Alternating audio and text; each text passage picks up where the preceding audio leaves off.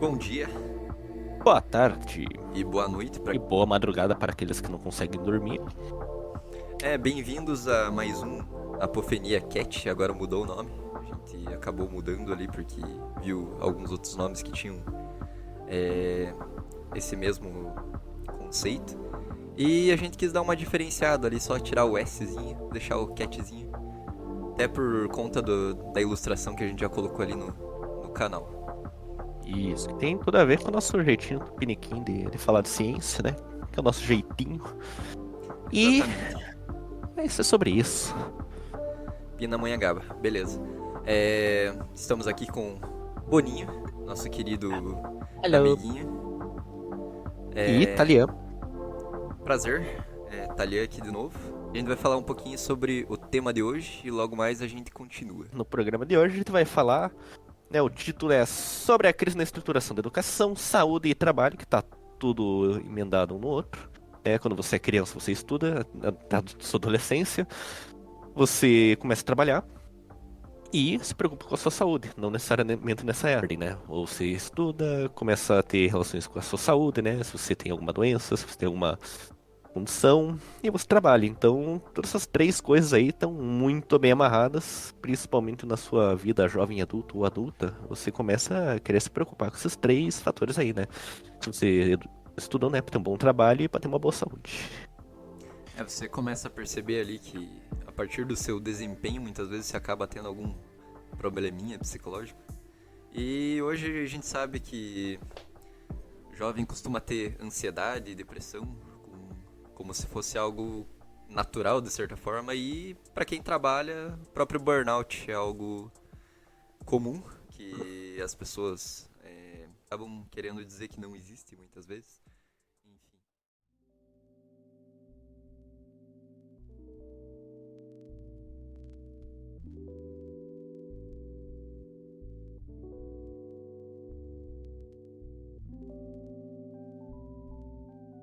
Primeiro tema que vamos abordar aqui seria a questão da educação.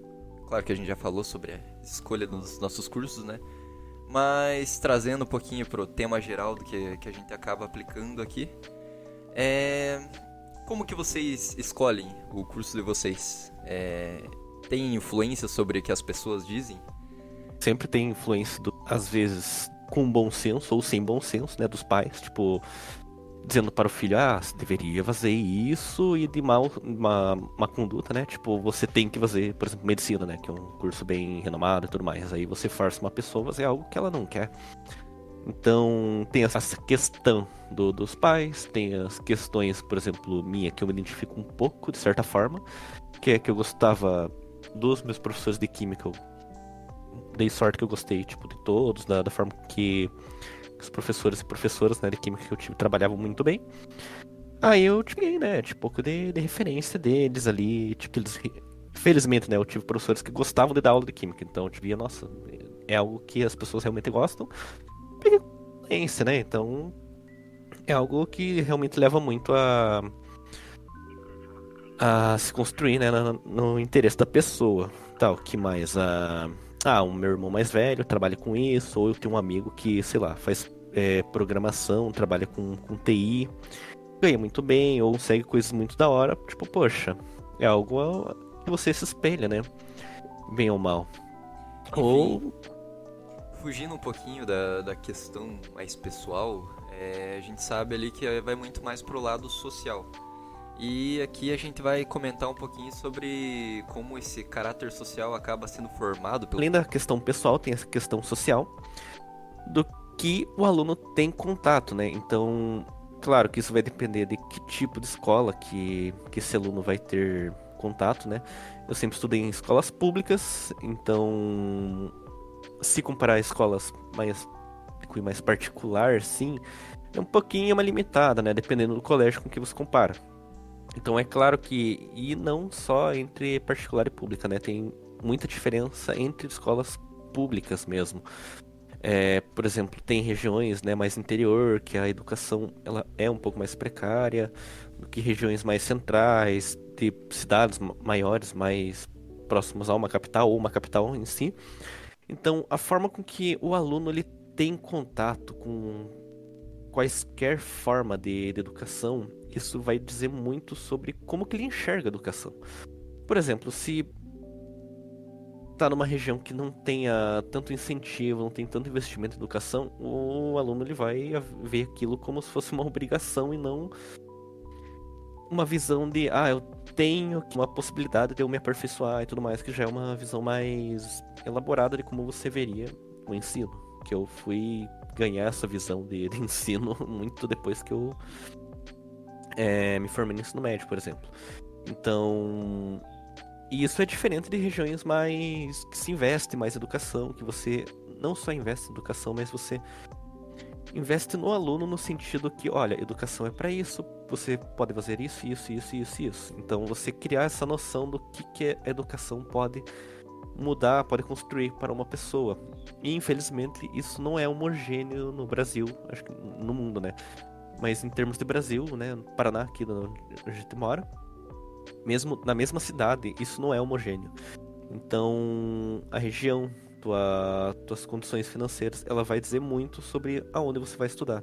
E isso é algo muito indiretamente ou diretamente de você segregar a oportunidade de pessoas relacionadas a onde ela vive, de onde ela mora e qual que é o contexto dela.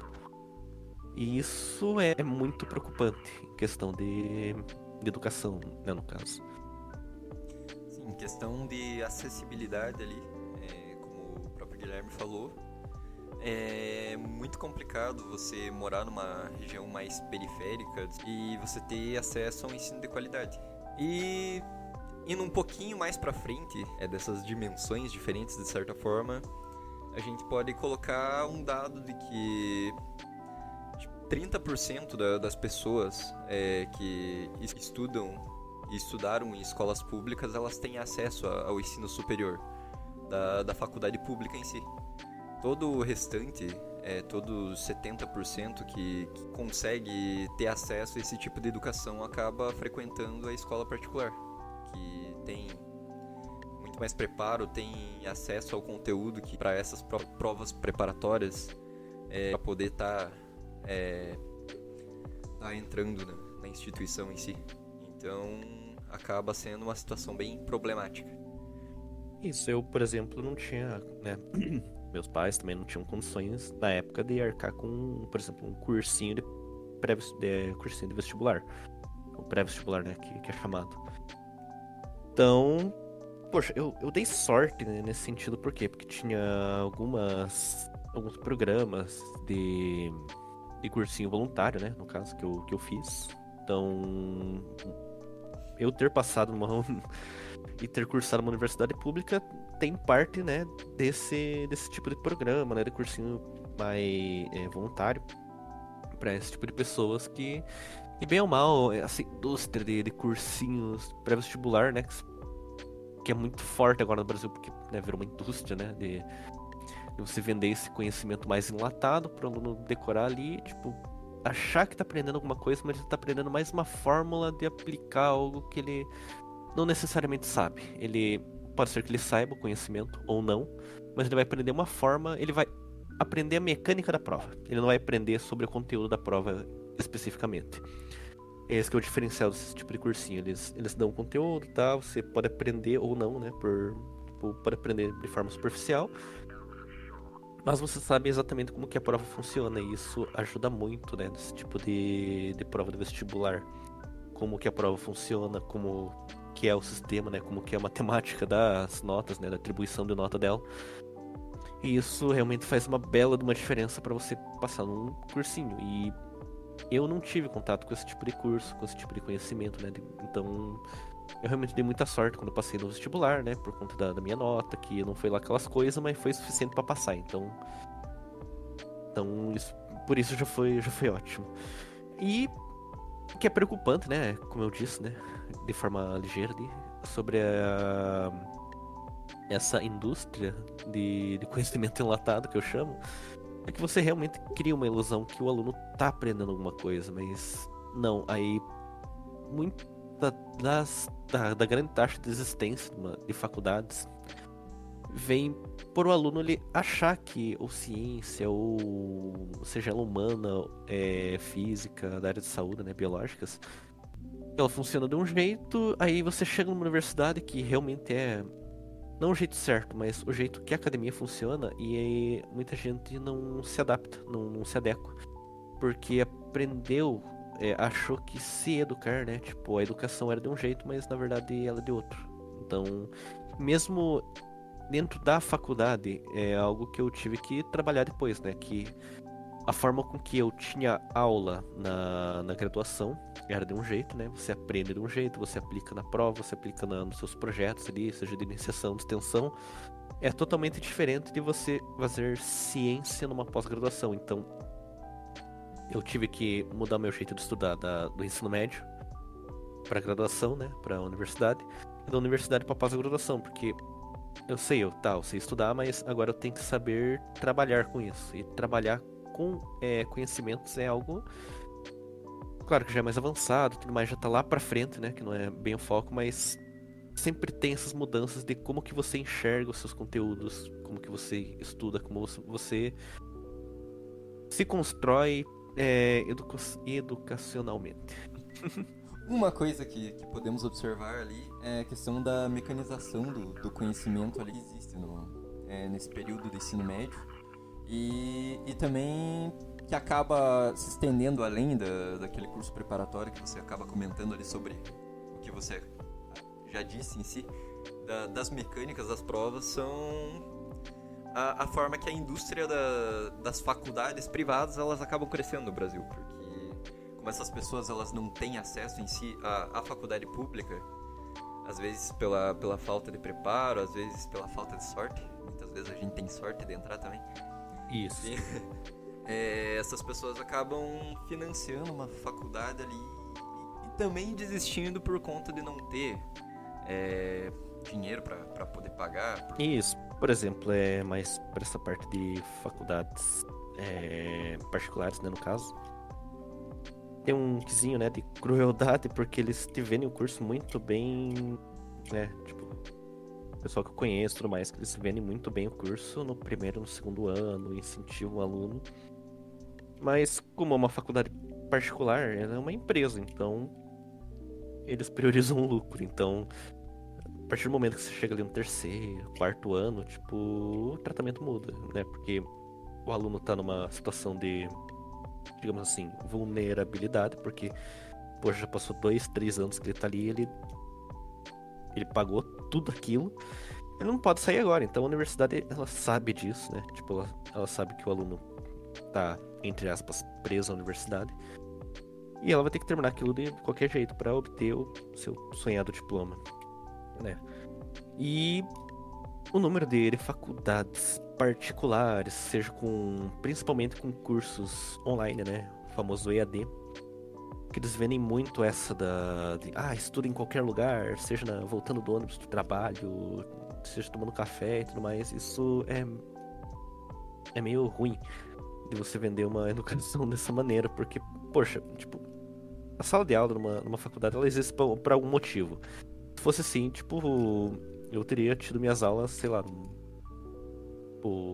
gramado, tomando café com os professores. Então, não, você tem que reservar, tipo, um momento, um espaço, né, pra você condicionar a tua mente pra, tipo, tá, agora é hora de eu prestar atenção, agora é hora de eu focar em algo, seja no ambiente, né, que vai estar te circundando ali e tudo mais, pra você criar uma condição pra você absorver esse conhecimento.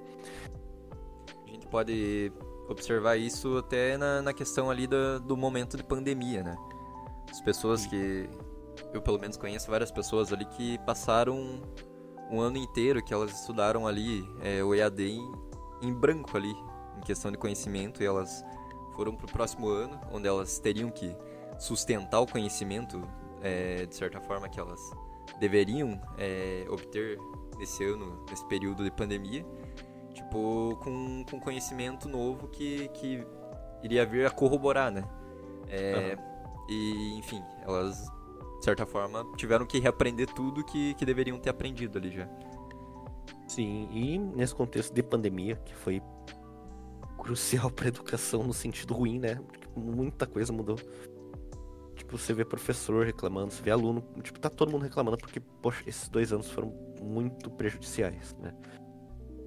Então, e por ter muita gente satisfeita, criou-se a oportunidade dessas instituições particulares a criarem diversos cursos desse molde que eu expliquei agora há pouco. E o número de matrículas em universidades particulares com esse molde de curso cresceu muito exponencialmente. E, claro, né, a pessoa ou vai ganhar uma bolsa ou vai ter que pagar, né, às vezes os pais não, ou quem que mora junto com a pessoa, né, tipo avós, tios e tudo mais, não tem como arcar com uma faculdade dessa e a pessoa se vê obrigada a trabalhar e a saúde dela vai penar um pouco e vai ser o próximo tópico, né, que a gente vai abordar aqui, que vai ser a saúde, já dando um passinho para falar sobre a relação de saúde com o trabalho. E agora, né, falando sobre saúde, né, mas com o pezinho na educação, quem que nunca ficou ansioso para fazer aquela dita de uma prova daquela disciplina? Poxa, e não só isso, né, tipo, eu, por exemplo, quis me formar num determinado curso, e se eu não me formasse naquele determinado curso num determinado tempo, as coisas iam complicar para mim. E é assim com muitas pessoas, né?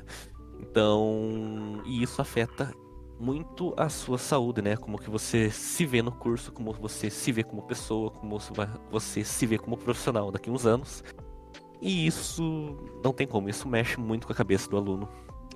Tem questão de mexer com a cabeça do professor, né? Porque o professor não dá aula apenas, né, numa universidade, ele trabalha com pesquisa, trabalha com projeto, trabalha com questão burocrática, né? Então, a impressão é que quase não. Todo mundo numa universidade está sobrecarregado, seja aluno com diversas provas por uma semana só. O que o aluno vai fazer depois de se formar? Nossa, me formei, tá, mas e agora?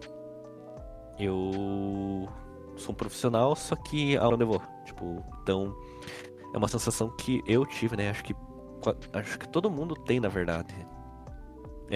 Ou quase todo mundo tem, né, na verdade.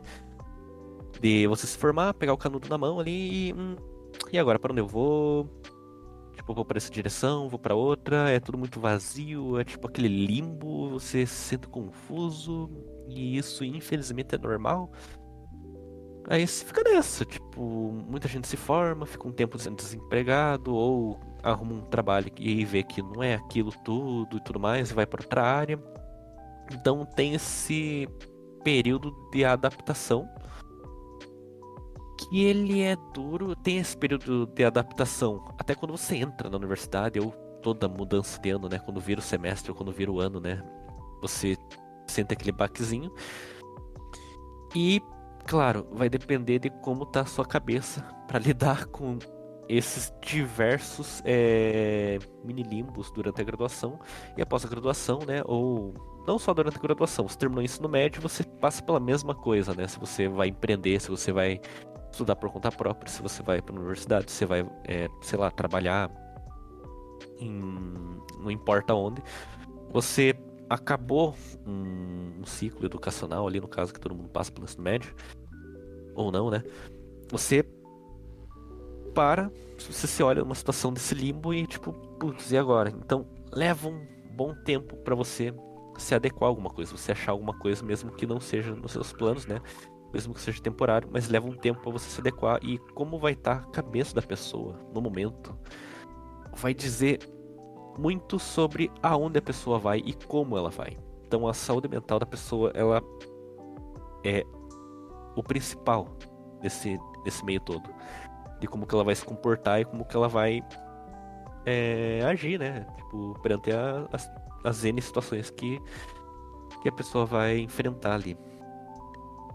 É uma coisa que, de certa forma, eu acho interessante na minha escolha da educação física ali, foi exatamente essa questão da saúde. Aí eu volto a comentar a questão de que acredito eu que eu estava entrando numa espécie de burnout, porque de certa forma por aquele período eu não conseguia acordar sem ter aquela sensação de que eu não queria trabalhar nem fudendo, que eu tinha muito problema para levantar, para ir trabalhar, que eu tinha dificuldade para executar a função, para me focar em muita coisa, porque era muita coisa que eles acabavam colocando ali em cima e você fica meio sem energia, um cansaço emocional, sem conseguir executar nada. Por mais que você force, você fica com aquele peso na cabeça de certa forma. E de certa forma eu vi que eu deveria sair dali. E isso me fez tanto tentar entrar na faculdade, buscar algo melhor ali, que se voltava mais pro lado da educação física, quanto pensar um pouquinho mais criticamente na questão da questão da indústria da saúde no trabalho em si. Porque era exatamente uma clínica de saúde e segurança do trabalho que eu trabalhava naquele momento. E aí a gente olha para a indústria farmacêutica e a gente vê que quando você não está muito bem, você vai no médico. Os médicos, ao invés de te dar um diagnóstico, de certa forma, complexo, de buscar uma solução mais além com você, eles te dão um remédio que é passado por pessoas que financiam, de certa forma, que patrocinam esses médicos. E a gente vê que tem muito pouco médico na saúde pública em si. E a grande maioria acaba estando exatamente nesse local onde eu trabalhava ali, que era a indústria privada. São médicos do trabalho ou médicos que têm clínicas privadas, onde para você ter um atendimento que realmente resolva o teu problema, você tem que estar tirando dinheiro do teu bolso, não criticando o SUS, porque o SUS é uma conquista que a gente tem como cidadão, de certa forma, mas Isso. a questão do investimento em si... Não vamos falar mal do SUS aqui. Exatamente. Mas a questão do investimento em si, da indústria privada nos médicos ali, acaba sendo muito maior por conta do sucateamento que existe também nessa área. Eu já fui pra política de certa forma. Enfim. Não tem como você falar sobre educação, saúde e trabalho, né? Que a gente vai falar posteriormente, sem esbarrar no mínimo de política. Por quê? Porque é algo que define a vida das pessoas. Porra, educação, né? Basicamente eu tô onde eu tô por causa da educação. A forma com que eu enxergo minha saúde, que não é das melhores, diz muito sobre a política, né, do país. E como os empregadores tratam o seu trabalhador, empresa vermelha de refeições chamada iFood, como trata, por exemplo, seus motoboys e entregadores. Isso diz muito sobre como um patrão enxerga o seu funcionário. Então ela vai de nível ruim para um nível bom ou razoável, mas isso vai de empresa para empresa. Existem diversos tipos de empresas, né, familiares e tudo mais, mas eu não vou me atentar agora porque a gente vai falar isso posteriormente. Mas a saúde, principalmente, é algo extremamente político. Por isso que durante o governo anterior, né, e quando teve as eleições agora de 2022, muito se falava do SUS e da saúde, né? Tanto que teve aquele discurso meio famoso, né? Cadê o Zé Gotinha, mano? Porque sumiu. Tipo, não tinha tanto foco assim na saúde, então, poxa, tipo, não tem como você destoar, né? Separar as coisas. Nesse caso de saúde, educação, né? Principalmente, mas de saúde, especificamente, de política.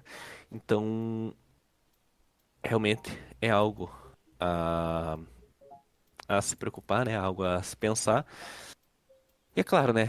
Você tem uma indústria, né? Tipo de médicos, né? Privados, tem lá suas vantagens, né? Desvantagens, assim como o SUS tem suas vantagens e desvantagens, dependendo do caso, mas as pessoas demonizam muito, tipo, o caso de uma saúde pública, né? Tipo, o SUS, né, por exemplo, como se o próprio SUS fosse o problema e não a falta de investimento, por exemplo. Poxa, tipo, o SUS não é o problema nesse caso. E as pessoas enxergam como se fosse problema por conta de discursos que vão contra o SUS, principalmente de pessoas de direita, por exemplo. Então, o problema não é o SUS, jovem. O problema é quem tá contra o SUS e quem não investe no SUS. Essa que é a problemática que eu enxergo, por exemplo, na saúde. É uma problemática bem atual que acaba estando pouco em pauta, de certa forma, que eu acabo vendo. É a própria discussão ali de que o Centrão atualmente ele queria ficar com a saúde ali. Justamente porque dentro da saúde em si é um lugar onde os equipamentos eles acabam mudando muito de preço, valor, em questão de valores ali. E de certa forma é um lugar perfeito ali para que você possa dar uma desviadinha de dinheiro de leves. Mas saindo de novo dessa questão política em si, e voltando um pouquinho para a educação, porque de certa forma todos os temas desse podcast eles acabam se complementando. É uma coisa que voltamos a comentar, acho que talvez no primeiro episódio a gente comentou de uma forma muito superficial, é a questão ali de que as próprias áreas de saúde, como farmácia, medicina, educação física em si, elas acabam conflitando quando entra em contexto de atuação quanto às pessoas ali que vão buscar algum certo tipo de atendimento. Porque são conhecimentos que são diferentes, de certa forma. E eu gostaria de pedir pro Guilherme para fazer uma certa introdução de como que a química entrou nesse contexto da medicina e até anteriormente como que a química se originou ali, de certa forma. Como ele tem este papel de trazer esta visão para nós. Por favor, dê-nos a luz, meu querido. Então, beleza? Então a gente vai voltar um pouquinho no tempo, né? Pouca coisa, lá em 1850, basicamente, quando um cara chamado William Perkin, ele criou, né? Ele sintetizou acidentalmente, quando ele estava tentando criar um produto para tratamento da malária, se não me engano, acho que é isso. E ele sintetizou, sem querer, um corante, o púrpura de anilina, o nome do corante. Beleza, de 1850 até os dias de hoje, mas fortemente de 1850 até 1927, por aí. Não, pouco antes, 1810, vamos dar esse prazo. 1910. Então, de 850 a 910, a química ela basicamente se resumia a criar corante. E tinha um abismo gigantesco entre a química e a medicina. Por quê? Porque você não trata ninguém com corante, né? Corante só serve para tingir roupa ou alimento, né? Que é utilizado até hoje. Então, tinha um sentimento de frustração muito forte da medicina em relação à química. Por quê? Porque, poxa, né, ninguém tá criando um produto que seja aplicado na saúde e tudo mais. Tipo, ninguém sabia criar um fármaco, né, um remédio. Então, a indústria farmacêutica, basicamente, não tinha uma indústria farmacêutica, né? A farmácia era basicamente, majoritariamente baseada em produtos naturais, né? Você extrair produtos de planta para você tratar uma doença, né? Uma patologia. Enfim, isso só foi mudar, né? A partir de 1910, em 1920, 50 ali, com a ilustração da matéria e tudo mais. Então a química ela se transformou nesse período para ser a química que a gente tem hoje, né? Então não é por acaso que a partir de 1940, 50 ali, isso não tem nada a ver com a guerra, porque a guerra não é evolução, tá? Tipo, muita gente fala a humanidade só evoluiu depois da Segunda Guerra. Não, não. É que foi no mesmo período que a guerra estava começando a Segunda Guerra estava começando a dar as caras pela Europa. Na mesma Europa, o pessoal estava começando a estudar mecânica quântica e elucidar como que a matéria é. Então, a medicina, a farmácia, a química, a biologia, a física, ela só só é o que é hoje por conta das pesquisas que ocorreram nesse período, e não por causa da guerra. Isso daí é uma falsa correlação que é muito comum, infelizmente. Beleza, aí a gente conseguiu, né? A gente decifrou o átomo, decifrou moléculas orgânicas, agora a gente tinha síntese orgânica, então agora a gente tem como fazer fármacos, e foi exatamente isso que aconteceu, principalmente depois da década de 60, onde a farmacologia, a medicina, a própria educação física, ela teve um papel extremamente importante, né, em termos mundiais, né? E então, de 1850, né, que tem registro, né, de médicos tascando pau em cima de químico porque não, né, não tinha, você não tinha conhecimento para você fazer um remédio. Isso só foi mudar em 1950, com o desenvolvimento de fármacos, acho que o Bayer, acho que ele é de 1940, se não me engano, um pouco antes. Enfim, então as primeiras indústrias orgânicas, né, para farmacologia foram surgir muito depois. Então, tudo que a gente tem hoje é por conta desse período ali de transição e tudo mais. Então, tinha né, resumindo, de forma resumida, tinha todo esse sentimento de insatisfação com a química, porque a química ela não tinha. Como é que se estuda química sem átomo? Não tinha um átomo naquela época. Então, isso só veio depois que a gente teve uma elucidação da química e a química ficou, né, a chamada química moderna após a década de 50, basicamente. Então, hoje em dia a gente tem tudo isso, né? A gente tem uma ciência muito bem elaborada, muito bem consolidada, que a gente consegue. Por isso que tem muito desenvolvimento de muita coisa hoje em dia, porque foi esse diferencial do século passado que nos fez olhar, né, para química, para física, para aplicando né, na medicina, na enfermagem, educação física, biologia, que a gente consegue ter esse olhar mais atento para química, né, de como ela funciona para ter uma melhora de qualidade de vida. Então era de se esperar que não existisse fome no mundo, todo mundo tivesse uma, uma saúde de qualidade, todo mundo mesmo, literalmente todo mundo, todo ser humano tivesse educação de qualidade, saúde de qualidade e trabalhar menos ganhando mais nos dias de hoje. Essa era a ideia. Só que, se você está ouvindo isso, né, futuramente ou próximo da que lançou, sabe que essa não é a realidade de nenhum país no mundo inteiro. Cada vez mais busca-se funcionários que trabalhem mais para ganhar menos. Então a gente está indo literalmente o oposto da ideia de você ter conhecimento. A gente, como ser humano, a gente tem um conhecimento absurdo das áreas de ciência para chegar no final e tá, e aí, beleza, tipo, era para eu estar trabalhando mais, para ter uma saúde melhor, para ter uma educação melhor, né, para os meus filhos, né, para sobrinhos, que seja. Mas não, eu tô trabalhando mais, eu tô me ferrando mais, minha coluna vai chegar nos 50 anos, vai estar toda ferrada. Eu não consigo pagar o colégio dos meus filhos, então, tipo, e a escola pública perto de casa tá levada a casqueira, então, tipo, então a gente tá indo exatamente ao oposto do intuitivo em questão de evolução política de saúde, trabalho e educação. E isso faz sentido quando você olha para um hospital público e um hospital particular. Aí você entende aonde a humanidade errou, né? Digamos assim. Quem vê você falando isso pensa que você tem filho de verdade. Não, eu não Claro que tenho você filho, está pessoal. falando de forma retórica, né? Eu estou falando de forma retórica, tá? Eu tento me botar no lugar dos outros, né? No caso, eu tenho pai, então eu posso falar isso, pô.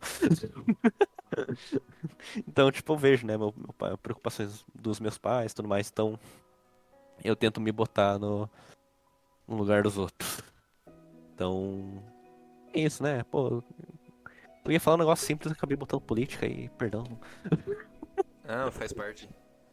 Tanto que faz parte do roteiro em si, comentar, indo um pouquinho pro lado da química que já existiu, que era mais natural de certa forma, a própria questão das caças bruxas, né?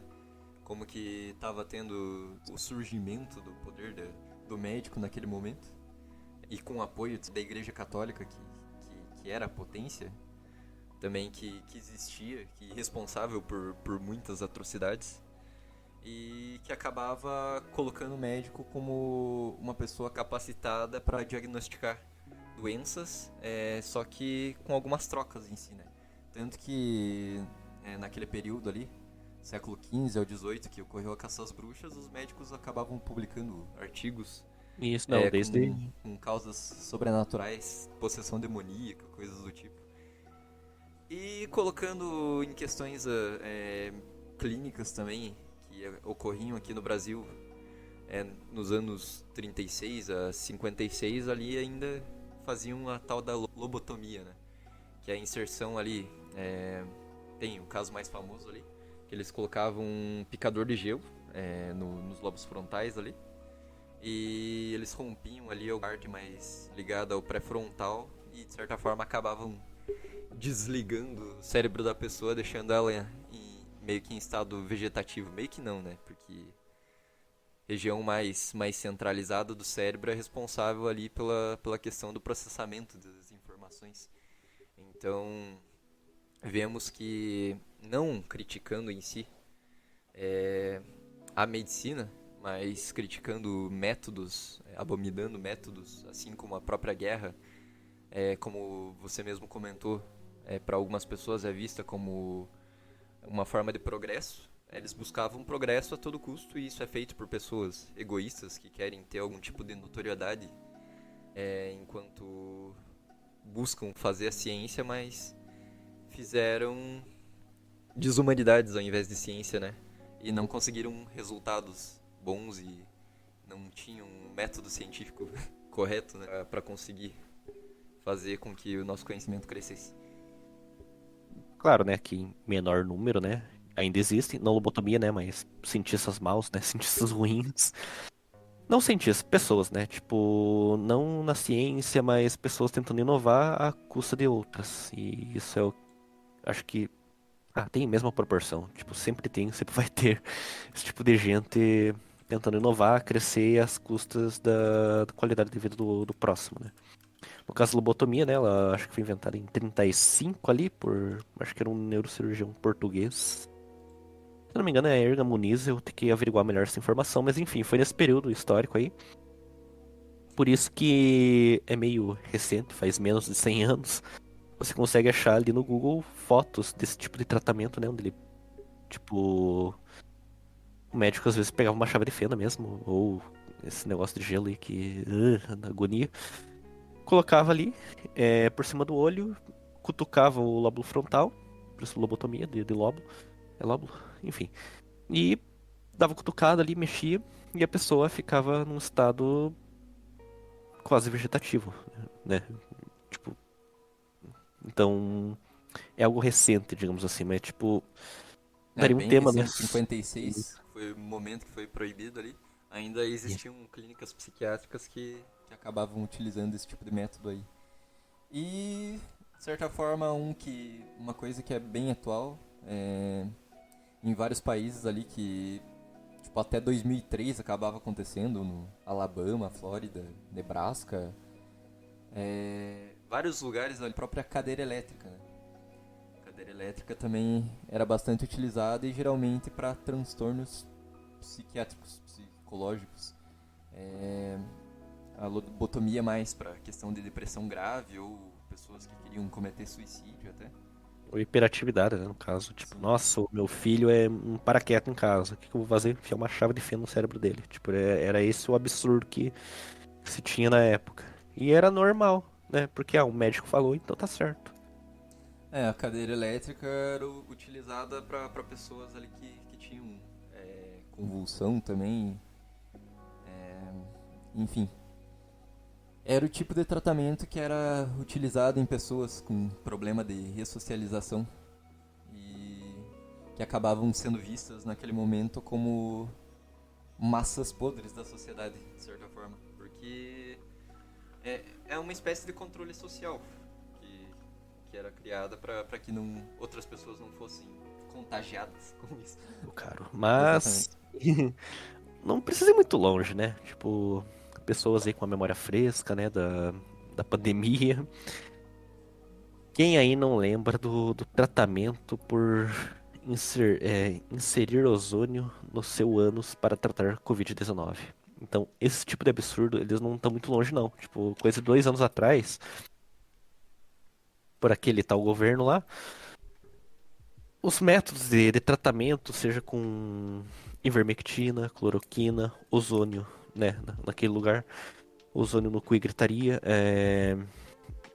diversos remédios que não tem comprovação, tipo, e é totalmente contra qualquer tipo de método científico, medicinal, tipo, intuitivo mesmo, tipo, poxa, sério que você acredita que se você tomar Kibô, você vai estar tratando a tua Covid, então, tipo, até hoje, e tipo, não sei porque que, na verdade eu sei o que houve, né, mas enfim, muita coisa aconteceu para que esse tipo de desinformação, tipo, nos dias de hoje e futuramente, né, infelizmente, vão estar muito forte e isso, né, afeta a sua saúde. Poxa, tipo, caramba, quanta pessoa não tomou a tal da cloroquina e ferrou com o fígado, né? Por causa do excesso e uso descontrolado que estava legalizado, né? Digamos assim. E teve que se parar o consumo. Não sei se usam hoje em dia, mas eu realmente não duvido, né? Tipo, tem várias médicos hoje em dia que tem o tratamento de detox de vacina, né? Eles vendem lá uns chazinhos lá pra você, tipo um detox mesmo. Para você tirar, entre aspas, né, com aspas bem grandes, tirar a vacina do seu corpo. Então, né, enfim. Eu acho que esse assunto, de certa forma, por mais que a gente não vá se aprofundar muito, acaba meio que sugerindo que a gente faça uma observação aqui que foge um pouquinho da nossa alçada, que é a questão mais geopolítica ali da própria Cambridge Analytica, né, que foi a precursora das empresas de ciência de dados que acabou vendendo dados sobre pessoas reais nos Estados Unidos para campanha de marketing ali do Donald Trump. E, de certa forma, naquele período, para concorrer às próprias eleições e para continuação do marketing, da campanha do próprio Jair Messias Bolsonaro, o qual não devemos citar o nome, acabou sendo espelhada a campanha do Trump, né?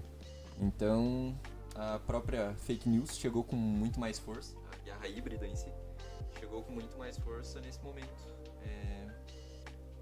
A partir desse tipo de mecanismo que você poderia usar nas redes sociais, que deveriam ter algum tipo de política e gestão, alguma legislação para que não pudesse ser feita, ser veiculado dados que são não verídicos, mas é o que ocorreu e para algumas pessoas que não sabiam e buscam essas informações, existe ali até documentários que falam sobre, que você encontra na própria Netflix. E caso você quiser mais informação, você pode também buscar alguns artigos voltados mais para a ciência de dados ali, que se remetam a esse tipo de tema. Mas só para suprir um pouquinho dessa necessidade. Enfim, voltando à saúde, uma coisa que a gente pode citar de... Eu não digo irresponsável, mas de diferença entre as áreas de saúde em si, é a questão de como que funciona a tabelação em si de doenças e de condições de cada indivíduo que acaba contendo patologias, coisas do tipo. Por exemplo, eu vou falar mais voltado para deficiência em si, que é uma área que nós acabamos vendo bastante na educação física, que, por exemplo, na medicina você tem uma tabelação médica para que os pacientes porque os pacientes não podem fazer em si. E na educação física você tem o papel de criar formas tanto de inclusão social, que já é uma forma de saúde mais psicológica, quanto dar acesso à qualidade de vida e potencializar as capacidades físicas e psicológicas que essas pessoas elas podem ter.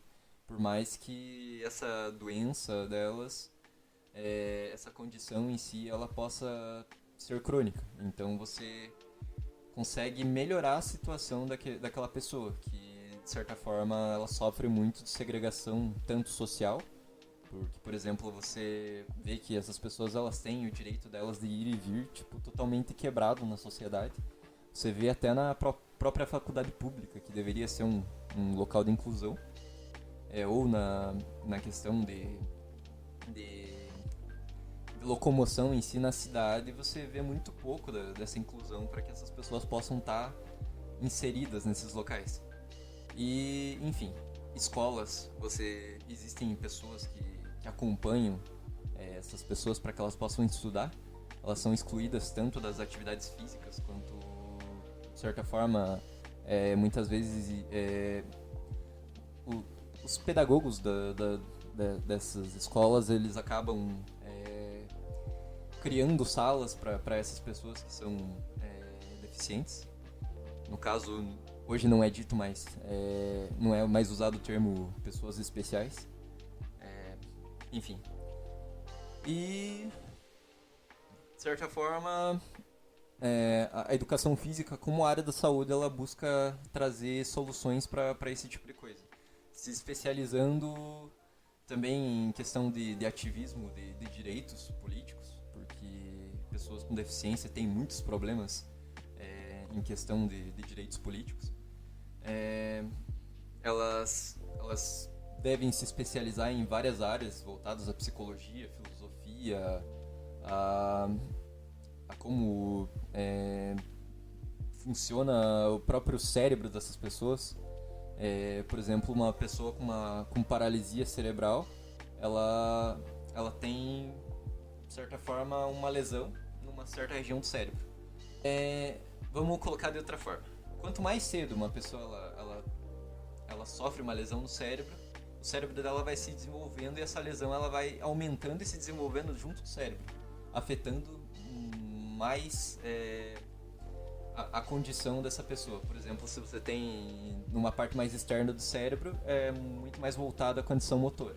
Por exemplo, ela pode ter um braço ou uma perna paralisada. Quanto mais interno, mais funções são afetadas. Até porque seriam regiões responsáveis por mecanismos mais essenciais, de certa forma. Enfim, acho que eu me prolonguei muito na questão de pessoas com deficiência em si. Mas, enfim, é mais uma forma de você conseguir demonstrar esse conflito em si, de áreas da saúde que, na verdade, deviam conversar e buscar soluções a partir dos seus diferentes conhecimentos. Porque cada uma delas, como tem um conhecimento diferenciado, pode contribuir para que pessoas que precisem mais e que, de certa forma, não são vistas pela sociedade, são muito pouco vistas e muito pouco discutidas, elas possam ser assistidas também. Assim como as pessoas que estão a todo momento trabalhando, buscando e não tem nenhum tipo de condição clínica que acabe, de certa forma, trazendo algum tipo de limitação. Também tem esses tipos de problema quanto à questão dos seus direitos em si, ou questão da acessibilidade. Essas pessoas elas têm muito mais esse tipo de problema. E, ao mesmo tempo, a condição delas não deve definir o indivíduo em si. O indivíduo ele deve ser visto a partir de si, a partir do seu nome, da sua personalidade, porque ainda assim ele é um indivíduo e ele se desenvolve. Ele tem suas potencialidades. Então, essa visão que temos sobre as pessoas com deficiência também devem ser algo de suma importância para a questão da própria inclusão social deles como indivíduos, que muitas vezes não conseguem ter nem vontade de sair de casa para vivenciar por conta de toda essa complicação que acaba tendo. Último tema, né? Trabalho, né? Bom, eu falei um pouquinho, né, sobre o que a gente não tem as condições ideais, né, de trabalho. Isso vai variar muito da empresa que você trabalha, que a empresa trabalha, da onde é essa empresa, de como é essa saúde, como é essa educação. Tudo isso pra você, porque botaram na nossa cabeça que você vai você tem que trabalhar, e realmente, né? Você tem que trabalhar, você tem que se sustentar, você tem que viver a sua vida e você tem que, né, no nosso modelo padrão, né, de sociedade, você trabalha para você ganhar seu dinheirinho e você comer, morar em algum lugar e divertir ali no tempo que lhe sobra. E isso é muito amplo. É muito amplo, por isso que eu tô travando um pouquinho. Mas é muito ampla a forma com que você chega no seu trabalho, como você chega a ter um trabalho, como que você trabalha, como você, né, mais pra frente, como você se aposenta. Como que são as qualidades, né, do seu trabalho, no sentido que como é a tua qualidade de tempo dentro do trabalho, como que você trabalha, se você é lesado física e psicologicamente, né, por esse trabalho, isso diz muito sobre a empresa, diz mais sobre a empresa do que o próprio funcionário. Não é porque você não tem uma formação boa ou tem uma formação boa que você vai, por exemplo, você tem uma formação boa que você não vai ser lesado para essa empresa. Não. Isso vai depender da empresa. Por exemplo, eu estagiei numa empresa que realmente lesava, né, os funcionários. E isso vai agregar negativamente em como, por exemplo, a sua coluna vai estar daqui 10 anos, por exemplo. E isso tem muito a ver com a sua saúde, saúde física, saúde psicológica. Então, tem muita gente que tem estresse, né, e acha que é frescura e tudo mais, eu preciso trabalhar. E a empresa sabe que a pessoa pensa dessa maneira e se aproveita das pessoas, né? Então, a forma com que a pessoa enxerga o trabalho é algo, hoje em dia, é realmente preocupante. Antigamente era pior, né? O trabalho só é trabalho, o trabalho só rende quando você fica exausto, quando você tá extremamente cansado, quando você rende muito sem. Tipo, que não faz muito sentido. Tipo, você trabalha, trabalha, trabalha e chega no final do dia, tipo, você não produziu nada novo. Ou não produziu algo e ponto. É Então as uma pessoas. romantização do trabalho em si, né? Isso! Ah, porque na minha época eu tinha 14 anos e já trabalhava. Mano, isso é mais preocupante do que qualquer outra coisa. Então, essa roupa. Não somos nenhum tipo de especialistas em si no trabalho, mas sabemos que até um período atrás, não sabemos de datas em si, temos que dar uma fuçada para trazer aqui para vocês. Mas o trabalho, quem trabalhava em si era visto como uma pessoa que não tinha futuro, né? Isso. Mas isso da boca de quem? Da boca de burguês. Enfim, continue É, sua lógica. sim, né? Porque, porra, mano, claro que eles vão vender a lógica que. Nossa, é aquela velha piada, né? Tipo, ai, comprei um carro novo, se você funcionário trabalhar 2 vezes mais, eu vou ter outro carro novo ano que vem. Aí, tipo, Hoje se inverteu essa lógica. Hoje a gente tem pessoas ali, influenciadoras de investimentos, falando que nenhuma pobreza resiste a 14 horas de trabalho diárias. E a é gente isso. já sabe o que deu. Não, a gente sabe que esse cara não deve trabalhar nem 6 horas por dia, tipo. Não, acho que nem 5, assim, sabe? Tipo, velho, é muito fácil você apontar na cara das pessoas quando seu pai tem, por exemplo, uma mina de diamante, de esmeraldas, né? E você se diz criador de uma certa marca de carro, sendo que você comprou ela porque você tinha um berço de ouro. E comprar uma rede social inteira e enfiar ela na falência, né? Que tá à beira da falência, o passarinho azul. Enfim, e as pessoas têm essa falsa correlação aqui, que eu vou deixar bem posicionado, que a pessoa tem dinheiro, a pessoa é inteligente. Não, isso é uma falsa correlação de muito mau gosto, inclusive.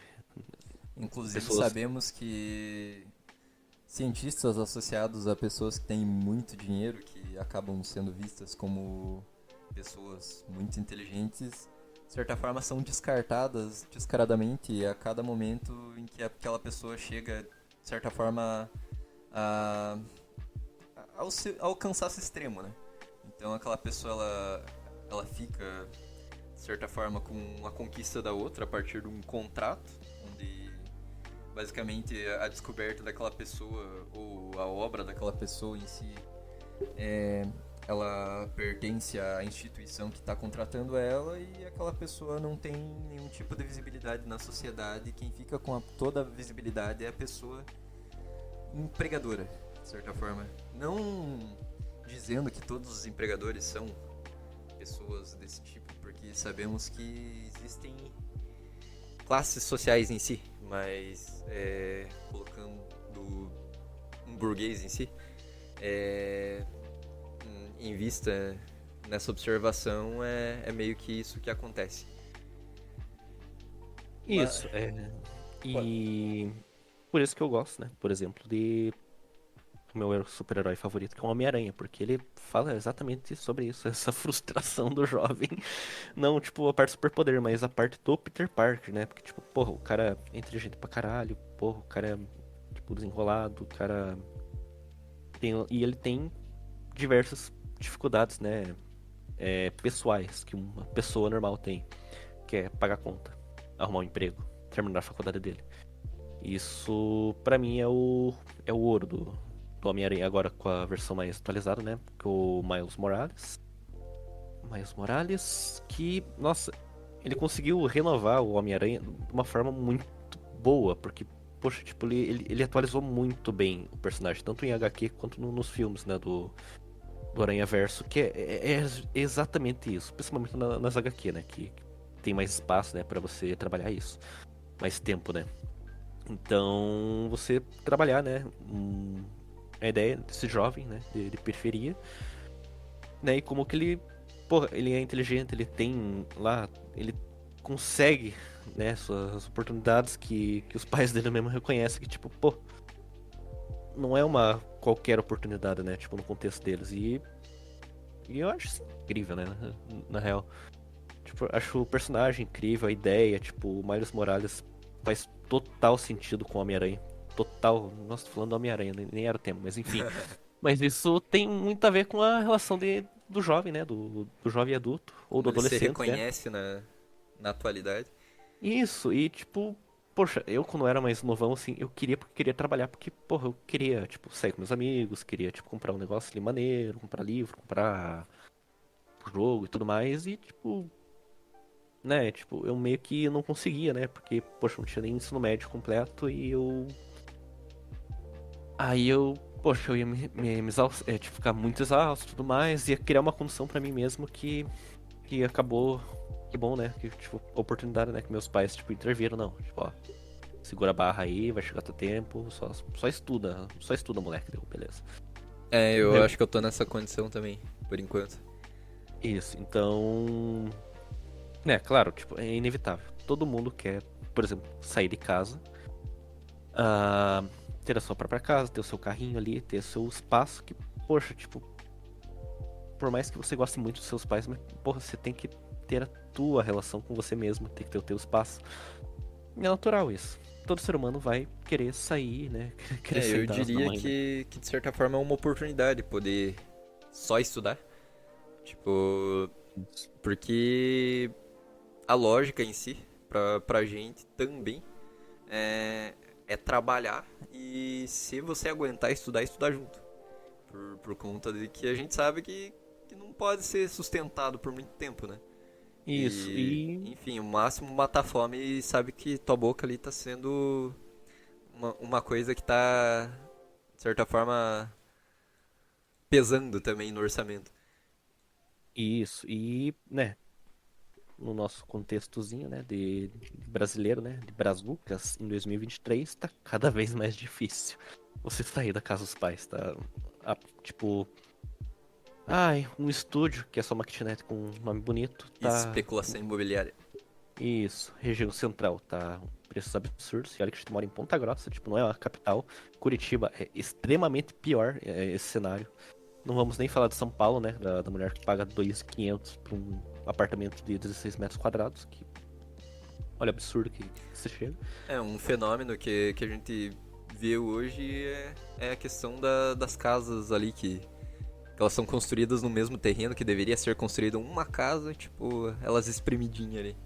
E Isso, pra ser vendido a um custo menor. E ao mesmo tempo, tipo, uma dessas que tem um pouquinho de espaço a mais ali, de uns 60 metros. 60 metros é espaço? Não, acho que não, né? Enfim, é, não levem a sério. Mas uma casa com 60 metros você vê que custa uma casa que simples no terreno inteiro. Que teria um espaço ali que você pudesse ter uma horta decente, pudesse construir alguma coisa a mais. E que tivesse também um acabamento decente, onde talvez a circuitaria elétrica ali, quando pifasse, você conseguisse puxar os cabos sem demolir uma parede, por exemplo. Isso. Aí você trabalha mais hoje em dia pra você morar num lugar cada vez menor.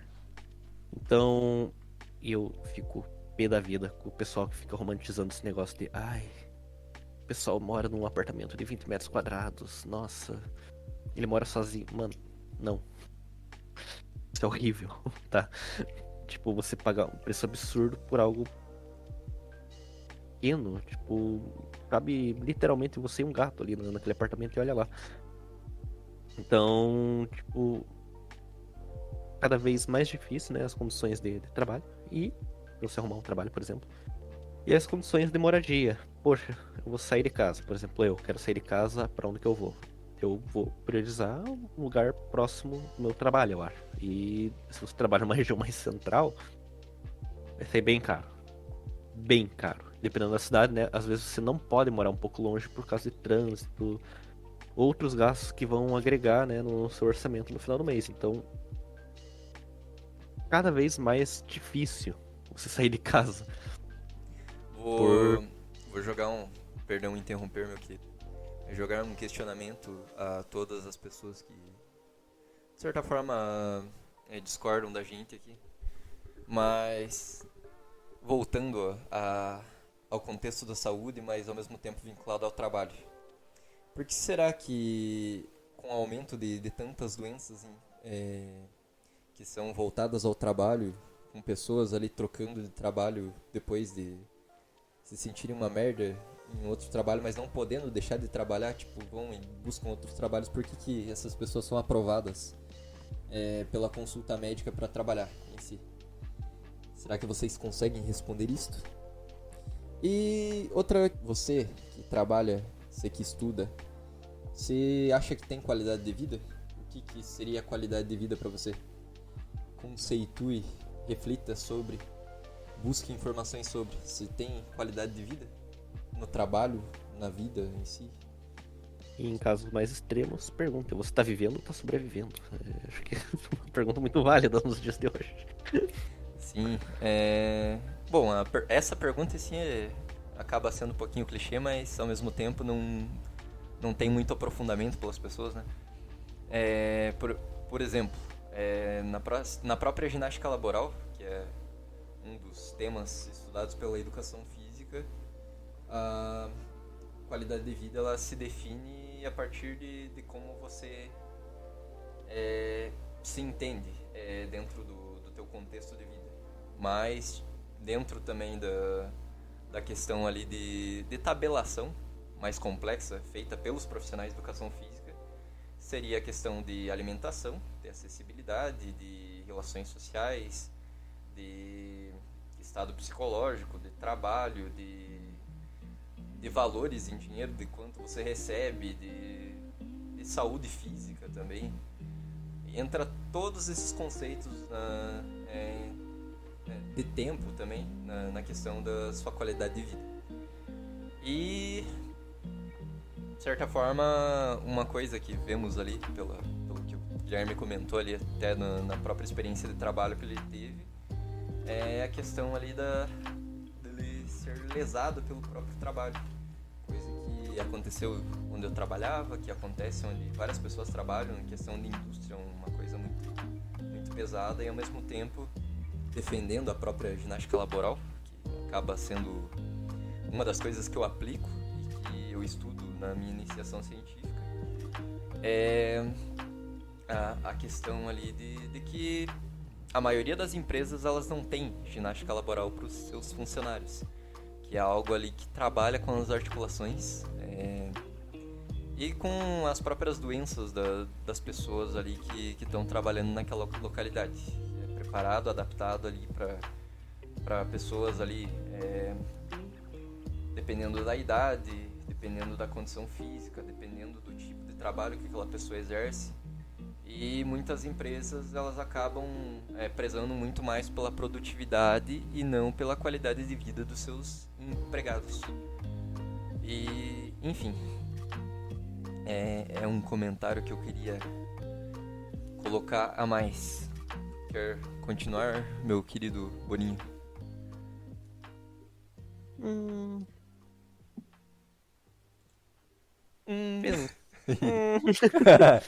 Acho que isso já diz tudo.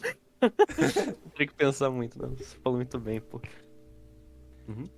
Vou comentar um pouquinho sobre a estruturação do trabalho, dos tipos de empresa aqui no Brasil. Pegar um recorte ali dos anos 90 até os anos 2000, 2005 mais ou menos. Por exemplo,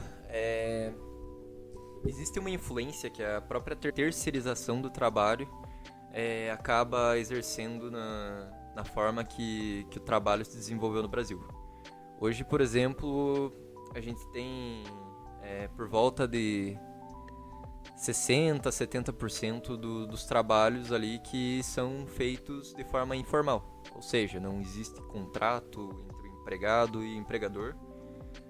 E por isso, de certa forma, voltando à saúde, que de certa forma também acaba sendo, por mais que a gente dividiu em vários temas, acaba sendo o tema principal dessa discussão aqui, é a questão de que essas pessoas que são empregadas de forma informal, elas não têm acesso a nenhum direito que um trabalhador deveria ter.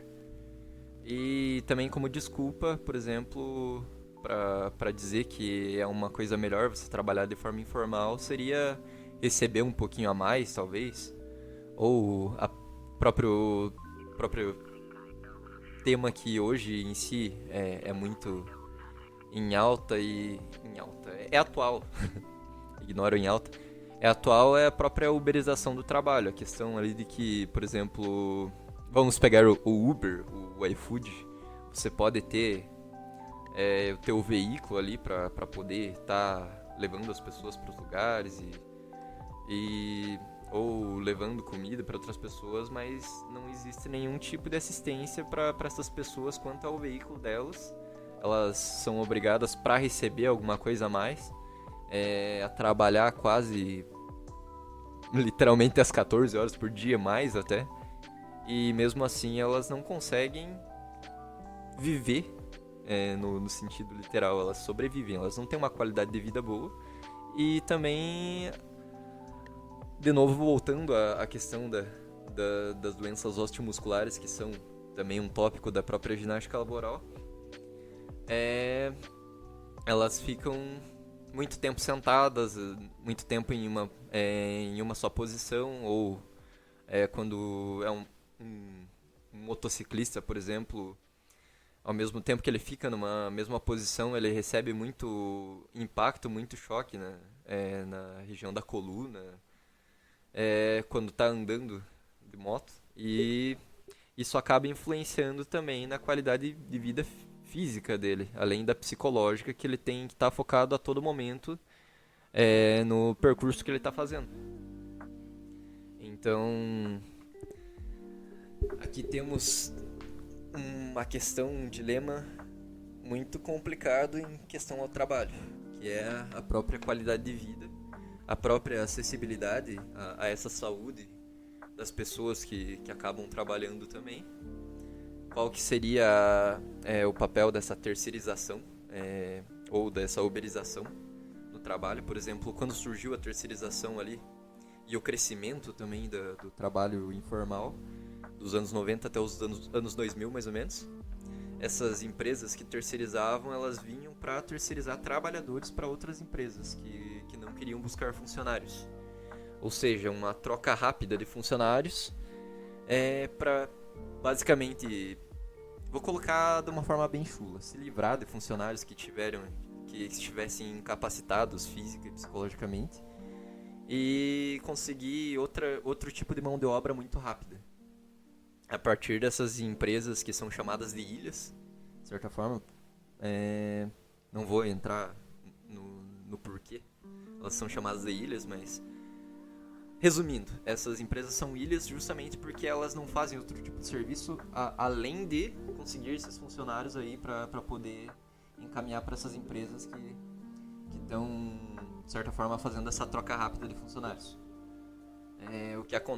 O que acaba também aumentando essa competição de mercado, essa individualização de mão de obra, porque quanto mais uma pessoa ela é especializada em algo, mais ela tende a conseguir disputar por vagas melhores. O que acaba influenciando também no tempo que essa pessoa vai ter para trabalhar, acaba influenciando no tipo de atividade que ela vai fazer, também acaba influenciando na questão sexual, sexual não, questão do sexo, questão de gênero, se é masculino ou feminino, também acaba entrando na questão ali de se a pessoa ela acaba sendo LGBTQI. Entrou mais alguma sigla ali que me perdoem, mas eu tenho que me atualizar certinho para citar. Mas, de certa forma, essas pessoas que teriam que competir muito mais por essas vagas, elas acabavam sendo expostas a condições de trabalho mais precárias, ficando com sintomas e condições que acabavam sendo crônicas, que impossibilitavam elas até de exercer as suas funções futuramente. E ao mesmo tempo que essas pessoas elas tinham que se locomover, levavam horas para se locomover, isso acabava influenciando no período de descanso, alimentação dessas pessoas também. E também, por questão dessa limitação de tempo e acessibilidade e recurso em si, essa pessoa ela não tinha condições de buscar um aperfeiçoamento para melhorar essas condições de vida dela. E, enfim, uma questão que eu esqueci de citar aqui também acaba entrando em questão racial também, que é muito forte. Digamos que pessoas que são negras em si, elas acabam tendo muito menos acessibilidade a condições de trabalhos que sejam mais dignas. Então, enfim, assim se formou essa ideia que as pessoas tentam dizer que existe de meritocracia no Brasil sem existir mérito nenhum. E sim só você nascer em uma família que talvez você consiga desenvolver essa condição de trabalho que seja um pouquinho melhor que outra e alguns, sei lá, alguns casos de pessoas que conseguem fugir um pouquinho disso. Mas, como sempre, a gente pergunta, a troco de quê, né? A gente consegue lutar para conseguir sair desse tipo de condição. Não que você não deva lutar, mas eu acho que o mais importante é reconhecer essa condição de trabalhador e conseguir lutar pelos direitos do próprio trabalhador para conseguir proporcionar uma condição de trabalho e de busca de trabalho, de acessibilidade que seja um pouquinho mais igual para todos, porque a meritocracia em si não existe, né? É outro tipo de romantização. Então, se pergunte, você tem qualidade de vida? Você tem todos os seus direitos assistidos pelo seu empregador? Você acha que o salário que você está recebendo nesse momento, ele acaba suprindo todas as suas necessidades e além das necessidades, a sua qualidade de vida, as suas vontades? Porque, de certa forma, a indústria está produzindo a todo momento. Só que você tem condição de ter acesso a isso que eles estão jogando na tua cara diariamente para que você consuma? Você pode consumir? E será que, sei lá, é necessário consumir tanto também? Claro que eu não estou dizendo que você não precisa ter condição de consumir, eu estou dizendo que você tem que ter condição de consumir. Mas por que você produz tanto? Será que você produz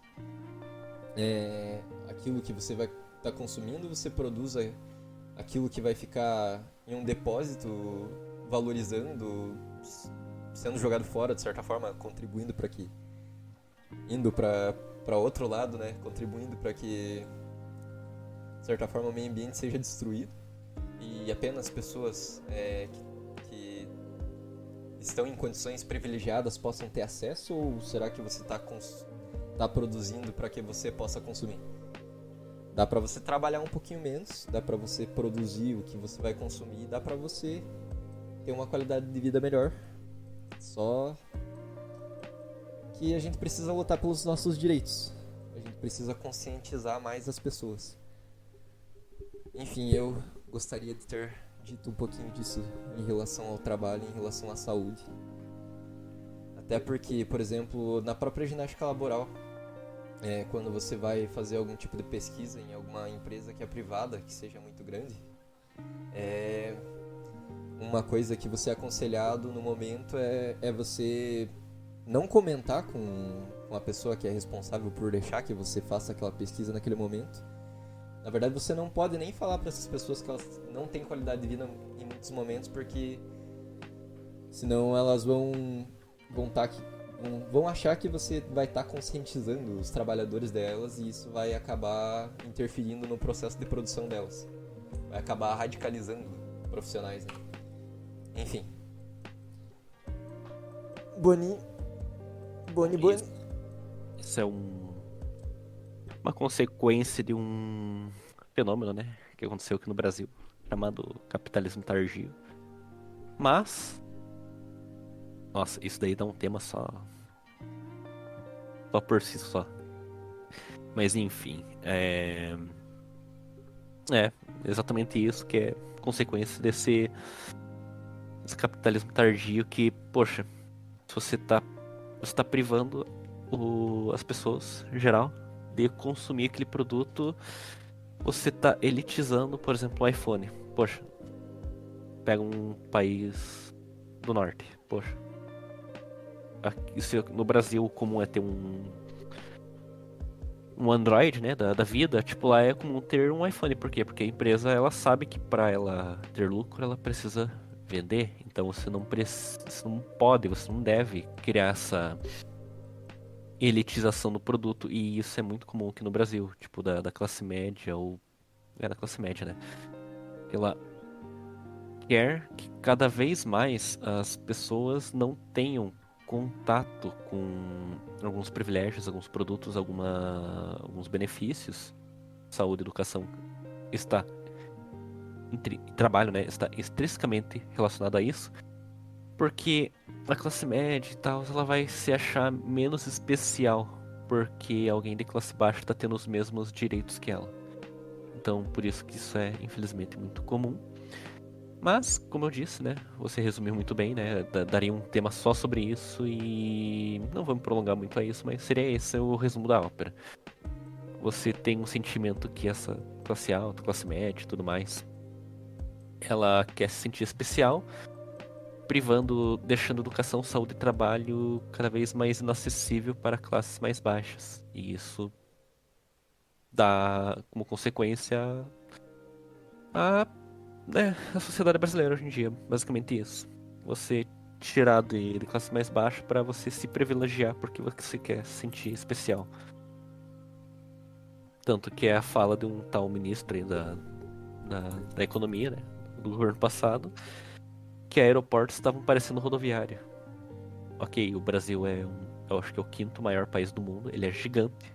Poxa, tipo, é inacreditável que um país desse tamanho não tenha acho que vai ter agora, né? Tipo, mas não tinha um plano pra você baratear passagem de avião, porque o país é muito grande. Poxa, tipo, tem gente que tá no Nordeste, tem família em São Paulo, vice-versa. Então fica muito complicado de você se locomover num país tão grande como é o Brasil. Então, né, perspectivas que isso muda e tudo mais. Mas acho que seria isso, né? Um grande resumo de tudo. É isso, meu cara. Bloco de encerramento. Como diz o próprio Paulo Guedes, até as empregadas estão indo pra Disney. momento não estão indo. Mas enfim, meio que no mesmo contexto que tu acaba falando ali sobre os aeroportos. Isso, Sabemos também que, por exemplo, a própria produção de tecnologia em si, questão de memória, questão de capacidade, muitas das tecnologias elas poderiam ser produzidas ali com maior capacidade de memória sem usar muito mais recurso. Sem usar mais recurso em si, a mesma quantidade de recurso.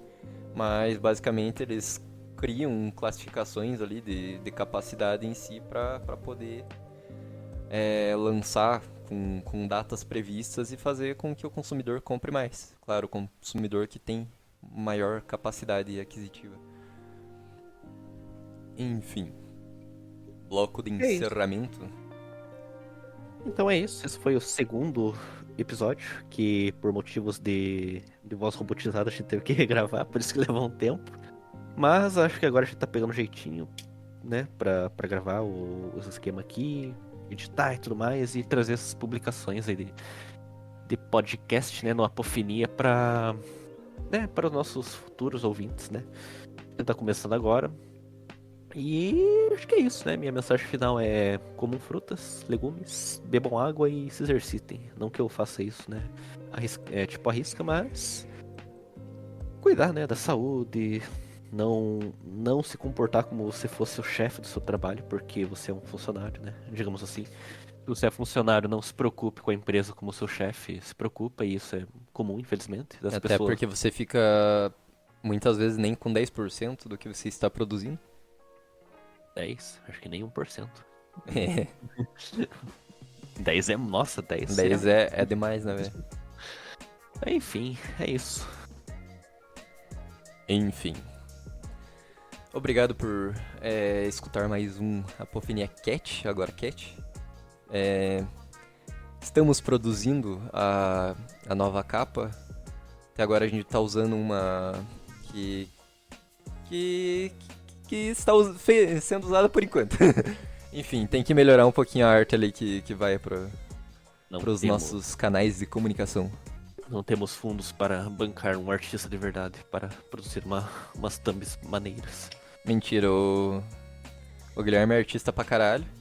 Não sou, faz tempo.